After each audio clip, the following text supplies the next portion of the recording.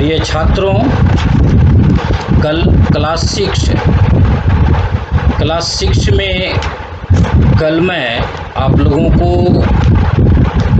Grammar शब्द रूप बता रहा था। ग्रामर में जैसे शब्द रूप है, धातु रूप है, उपसर्ग है, अनुच्छेद लेखनम में मम मित्रम मम परिचय है। उसके बाद प्रत्यय में क्लास 6 के लिए 3 प्रत्यय कत्वा, लेयप और तुमुन है। ये और उपसर्ग, ये जो है आप लोगों के लिए PDF में भेज दिया हूँ। आज आप लोगों को मिल गया होगा। अब आप लोगों का ग्रामर में जो है बच गया है संधि। स्वर संधि में सिर्फ 2 ही संधि आप लोगों के लिए आएगा। एक है दीर्घ संधि और एक है गुण संधि। तो आज मैं आप लोगों को संधि, दीर्घ संधि और गुण संधि PDF के माध्यम से भेजूंगा। ये 5 नंबर का क्वेश्चन रहेगा, ध्यान रखेंगे, इसको आप लोग याद कर लेंगे। और एक विभक्ति बताएंगे आपका। विभक्ति में आप लोगों के लिए प्रथमा विभक्ति, द्वितीय विभक्ति और तृतीय विभक्ति। इसमें सिर्फ विभक्ति आप लोगों को लिखने के लिए आएगा, अंडरलाइन किया रहेगा कि इसमें कौन सी विभक्ति है। जैसे बालव में आ जाएगा तो आप लोग प्रथमा लिख लेंगे, पुस्तकम आ जाएगा तृतीया लिख लेंगे या प्रथमा भी लिख लेंगे, जो भी दोनों में से एक लिखेंगे हो जाएगा। कलमेना आ जाएगा, तृतीय विभक्ति लिख देंगे। कलमेना किस प्रकार से आप कहेंगे कि मैं विभक्ति किस प्रकार से उसको चयन करूंगा, तो कलमेना बालक शब्द रूप याद कर लेंगे, बालकेना तृतीय विभक्ति है तो कलमेना। इस प्रकार से आज मैं आप लोगों को 2, एक संधि और एक विभक्ति, इसे मैं बताऊंगा और PDF के माध्यम से भेज दूंगा। इस प्रकार से आपका ग्रामर पूरा हो जाएगा। ध्यान रखेंगे 5 नंबर का कल जो ग्रामर भेजा गया था, अनुच्छेद लेखनम आएगा, मम मित्रम मम परिचय। 5 नंबर संधि विच्छेद कल भेज दिया गया है। 5 नंबर का उपसर्ग आएगा, ये भी कल आज भेज दिया गया है PDF के माध्यम से। उसके बाद जो है आपका प्रत्यय कत्वा, लेयप, तुमुन, ये भी 5 नंबर का क्वेश्चन रहेगा। ये भी आप लोगों को PDF के माध्यम से भेज दिया गया है। उसके बाद संधि है, वो मैं आज कल चला जाएगा आप लोगों के पास PDF के माध्यम से। और विभक्ति ये भी कल जाएगा। तो आप लोग ध्यान से देखेंगे।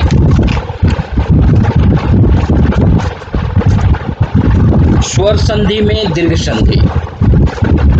दीर्घ संधि में क्या है, पद का प्रथम पद का अंतिम वर्ण यदि अ है या आ है और प्लस के बाद दूसरे पद का पहला अक्षर यदि अ या आ है तो दोनों मिलकर के आ हो जाएगा दीर्घ संधि में। ध्यान रखेंगे। तो इसके 4 नियम हैं। पहले में ये है कि प्रथम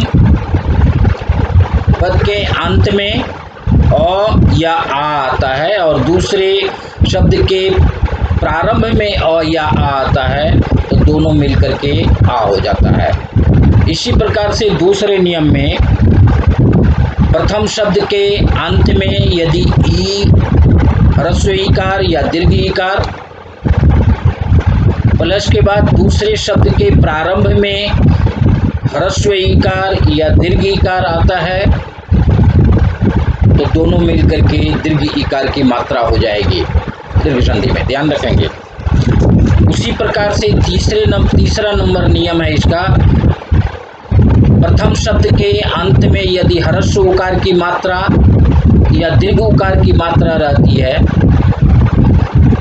प्लस के बाद फिर दूसरे शब्द के प्रारंभ में ह्रस्व उकार की मात्रा या दीर्घ उकार की मात्रा रहती है तो दोनों मिलकर के दीर्घ उकार हो जाएगा, बड़ी उकार की मात्रा। चौथे नंबर में इसका नियम है कि री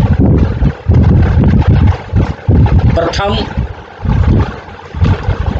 शब्द के अंत में यदि री आता है और दूसरे शब्द के प्रारंभ में यदि री आता है तो दोनों मिलकर के डबल री, दीर्घ री की मात्रा हो जाएगी। वो मैं पीडीएफ के माध्यम से भेज दूंगा, एग्जाम्पल आप लोग समझ जाएंगे। उदाहरण के तौर पे सत्यार्थ, सत्यार्थ का संधि विच्छेद हो जाएगा सत्य प्लस अर्थ। सत्य में य में लास्ट में अ है, प्लस के बाद अर्थ में पहला अक्षर अ है, तो दोनों मिलकर के आ हो गया सत्यार्थ। इसी प्रकार से तथापि, तथा में शब्द के अंत में आ है, प्लस के बाद अपि में प्रारंभ में अ है, तो आ और अ दोनों मिलकर के आ हो जाएगा तथापि। ठीक, उसके बाद हिमालय, हिम प्लस आलय, विद्यार्थी ही विद्या प्लस अर्थी, विद्यालय विद्या प्लस आलय, पुस्तकालय पुस्तक प्लस आलय, पुस्तक क में अ है, आलय में आ है, और आ दोनों मिलकर के आ हो जाएगा। अगर ह्रस्व अ की मात्रा उधर भी इधर भी है और दूसरे शब्द में भी प्रारंभ में अ की मात्रा है, फिर भी आ हो जाएगा। यदि एक में आ है, दूसरे में भी आ है, फिर भी आ ही होगा। ध्यान रखेंगे, दोनों में से कोई एक रहना चाहिए। दयानंद, दया में आ है, आनंद में भी आ है, तो आ मिलकर के आ ही होगा, दीर्घ का मतलब, दीर्घ संधि में। मुनीन्द्र, मुनि में ई की मात्रा है, ह्रस्व ईकार की मात्रा, छोटी ईकार की मात्रा, इंद्र में भी छोटी ईकार की मात्रा है, तो दोनों मिलकर के दीर्घ ईकार की मात्रा हो जाएगी, तो मुनीन्द्र हो गया। रजनीश, रजनी में दीर्घ ईकार की मात्रा है, ईसा में भी दीर्घ ईकार की मात्रा है, ये दोनों मिलकर के दीर्घ ईकार की मात्रा हो जाएगी रजनीश। इसी प्रकार से परीक्षा, परि प्लस इच्छा, परि में ह्रस्व ईकार की मात्रा है और इच्छा में जो ई है वो दीर्घ ईकार की मात्रा है, दोनों मिलकर के दीर्घ ईकार की ही मात्रा होगी, ध्यान रखेंगे। महेंद्र, मही प्लस इंद्र, रविंद्र, रवि प्लस इंद्र।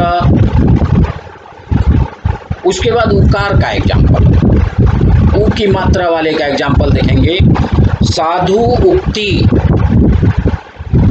साधु में ह्रस्व उकार की मात्रा है और उक्ति में भी ह्रस्व उकार की मात्रा है, दोनों मिलकर के दीर्घ उकार, बड़ी उकार की मात्रा हो जाएगी साधुक्ति। साधु ने कहा, उक्ति माने कहा। सिंधुर्मी, सिंधु प्लस उर्मी, सिंधुर्मी। वधूत्सव, वधु में दीर्घ ईकार की मात्रा, दीर्घ उकार की मात्रा है, उत्सव में ह्रस्व उकार की मात्रा है, दोनों मिलकर के क्या हो जाएगा, ह्रस्व दीर्घ उकार की मात्रा हो जाएगा। वधूत्सव। ऊर्जा, भू प्लस ऊर्जा, भू माने पृथ्वी, ऊर्जा, ऊर्जा। उसके बाद है पितृनम, री की मात्रा वाले एग्जाम्पल देखेंगे। पितृ प्लस रीनम, पितृ में री की मात्रा है, रीनम में भी री की मात्रा है, दोनों मिलकर के दीर्घ री हो जाएगी पितृनम। दो बार उसको कर देंगे पितृनम में। मातृनम, मातृ प्लस रीनम। प्रश्न उत्तर क्वेश्चन दे दिया हूँ 2-3, उसको उसका उत्तर भी लिख दिया हूँ किस प्रकार से आएगा। संधि करने भी आएगा और विच्छेद करने भी आएगा। मान लिया परीक्षा दे दिया, इसका कहेगा कि संधि विच्छेद करिए तो परि प्लस शिक्षा करेंगे, ठीक है। इसी प्रकार से रजनीश रजनी प्लस ईसा दे देगा तो आपको रजनीश लिखना है। संधि भी और विच्छेद भी दोनों तरीके से क्वेश्चन रहेगा। पीडीएफ के माध्यम से भेज दूंगा, आपको समझ जाएंगे। इसके बाद है आपका गुण संधि, दीर्घ संधि और गुण संधि 5 नंबर का क्वेश्चन आएगा, इससे ध्यान रखेंगे।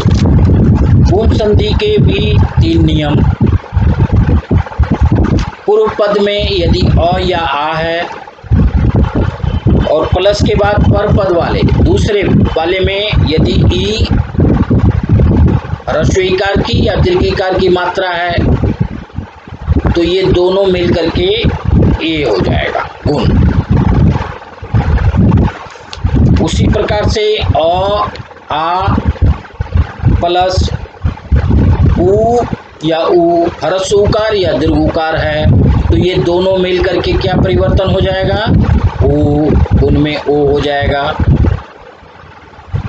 तीसरा इसका नियम है अ या आ के बाद री या री रहता है, ह्रस्व रीकार या दीर्घ रीकार रहता है तो इसका गुण होकर के अर हो जाता है, ध्यान रखेंगे। 3 नियम है। उदाहरण के लिए देव प्लस इंद्र, देव में व में अ है, इंद्र में ई है। पहले शब्द का सबसे लास्ट वाला वर्ण लेना है और दूसरे शब्द का सबसे पहला वाला वर्ण लेना है और दोनों में परिवर्तन कर देना है। तो देव में अ है, इंद्र में ई है, अ और ई होकर के ए हो गया तो क्या हो जाएगा, देवेंद्र। उसी प्रकार से नर प्लस ईस, नर र में अ है, र को यदि हम लोग वर्ण विन्यास करेंगे तो र हलंत प्लस अ तो अंत में अ आ गया। उसी प्रकार से दूसरे शब्द का ईश में ई है तो अ और ई मिल करके ए हो गया नरेश। उसी प्रकार से महाजोड़ ईसा, महा में आ है, ह में आ है और ईसा में ई है, आ और ई मिल करके ए हो गया महेश। गुण संधि में ध्यान रखेंगे।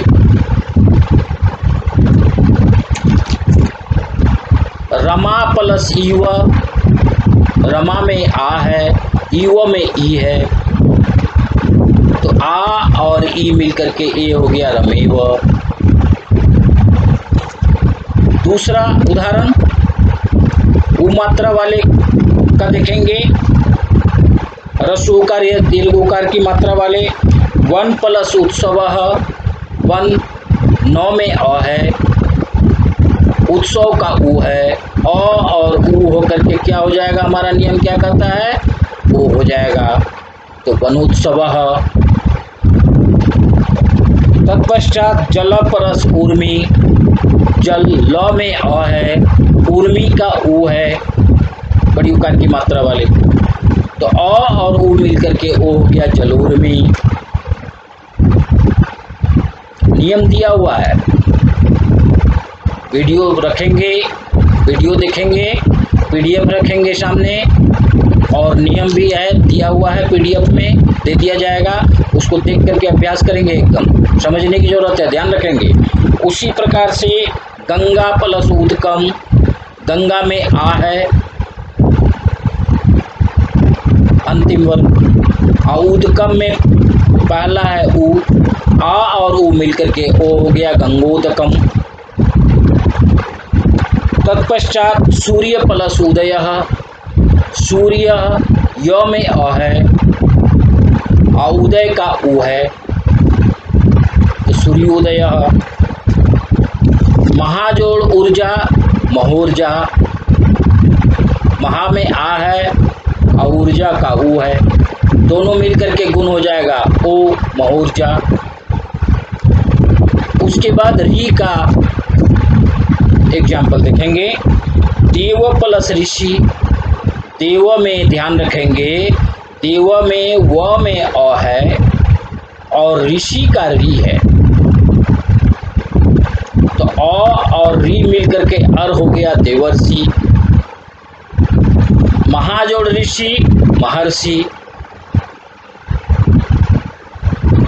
ठीक उसी प्रकार से वर्षा जोड़ ऋतु, वर्षा में आ है, ऋतु का री है, आ री मिलकर के अर हो गया वर्षर्तु। तत्पश्चात शब्द प्लस ऋषि, शब्द में त में अ है और ऋषि का री है, अ और री मिलकर के अर हो गया सप्तर्षि।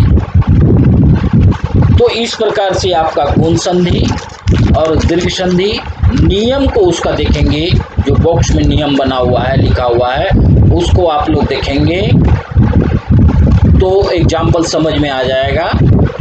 इस प्रकार से दीर्घ और गुण से आपका जो है 5 नंबर का क्वेश्चन रहेगा। जो एग्जाम्पल मैं भेज रहा हूँ इसमें से भी क्वेश्चन रह सकता है या दूसरा भी रहेगा। नियम आप लोग समझ जाएंगे तो एकदम समझ में आ जाएगा। ध्यान रखेंगे, संधि का नियम है कि पहले शब्द का सबसे लास्ट वाला वर्ण और दूसरे शब्द का सबसे प्रथम वर्ण दोनों में लेकर के उसमें परिवर्तन कर देना है, विकार कर देना है, वो संधि।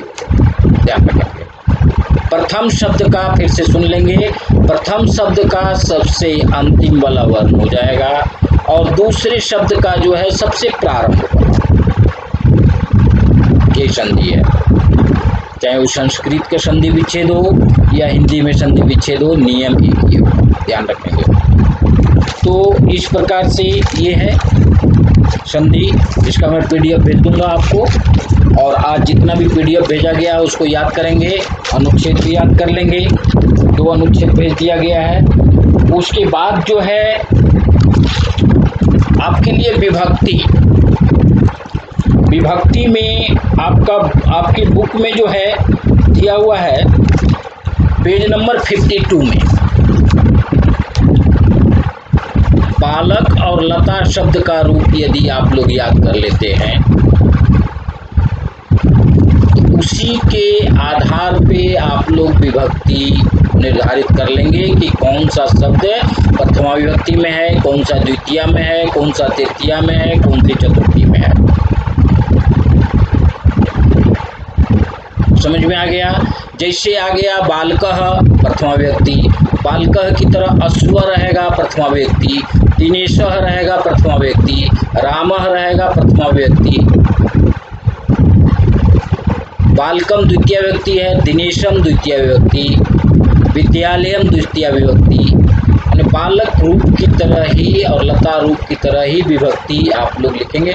सिर्फ विभक्ति लिखनी है कि कौन सी विभक्ति रहेगा, ध्यान रखिए। तो पेज नंबर 52 में छात्रः पठति, अक्षर रहेगा या अंडरलाइन किया रहेगा, उसमें विभक्ति लिखनी है। तो छात्र में प्रथमा विभक्ति हो गई। छात्रः पाठम पठति, पाठम में अंडरलाइन किया हुआ है, डिप अक्षर है तो द्वितीय विभक्ति पाठम हो गया बालकम की तरह। छात्रः कलमेन लिखति, बालकेन तृतीय व्यक्ति है तो कलमेन भी तृतीय व्यक्ति हो जाएगी। बालक और लता शब्द का रूप याद करेंगे, विभक्ति स्वतः निर्धारित होती चली जाएगी। ध्यान रखेंगे।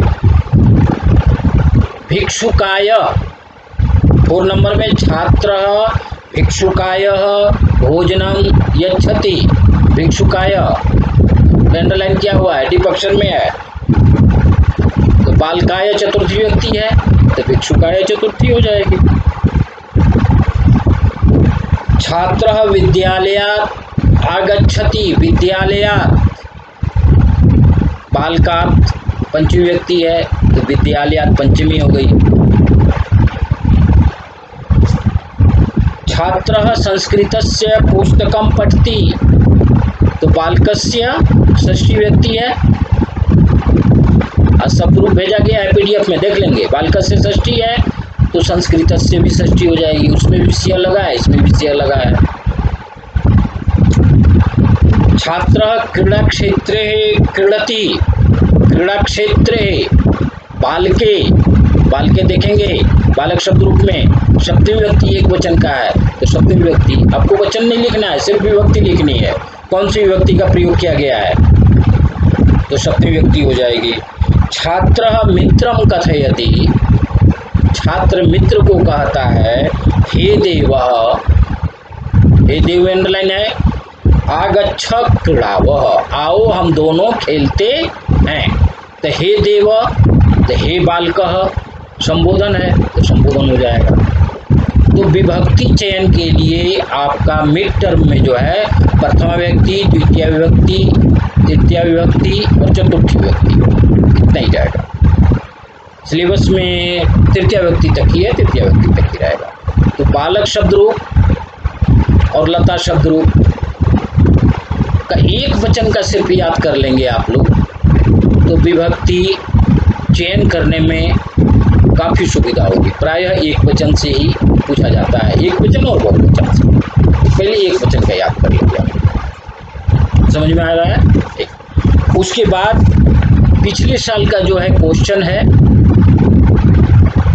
उससे भी पीडीएफ के माध्यम से आप लोगों को भेज दूंगा, उसको देख लेंगे किस प्रकार से क्वेश्चन पूछा जाएगा। उम्मीद है इसी प्रकार से भी क्वेश्चन मिड टर्म में आएगा। और एक श्लोक आप लोग याद कर लेंगे अपनी पाठ्य पुस्तक से, एक श्लोक भी लिखने के लिए आएगा। आपकी पाठ्य पुस्तक में जो है मिड टर्म में पाठ 1 से 6 तक का चैप्टर दिया गया है, तो इसके बीच में जो श्लोक का चैप्टर है उसमें से कोई एक श्लोक याद या 2 श्लोक याद कर लेंगे और लिखने का अभ्यास करेंगे।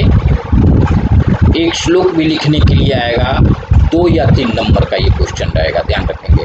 तो पिछले साल का मैं क्वेश्चन में भेजूंगा पीडीएफ के माध्यम से, उसको भी देख लेंगे। तो इस प्रकार से क्लास 6 का जो है आपकी बुक का भी चैप्टर, ग्रामर जितना भी शब्द रूप, धातु रूप, अनुच्छेद, लेखनम, प्रत्यय आदि, ये आपका मिड टर्म तक का जो है आज कोर्स पूरा हो गया। मेरे प्रिय छात्रों, इसे बार बार लिखने का अभ्यास करेंगे, याद करेंगे और लिखने का अवश्य ही अभ्यास करेंगे। धन्यवाद।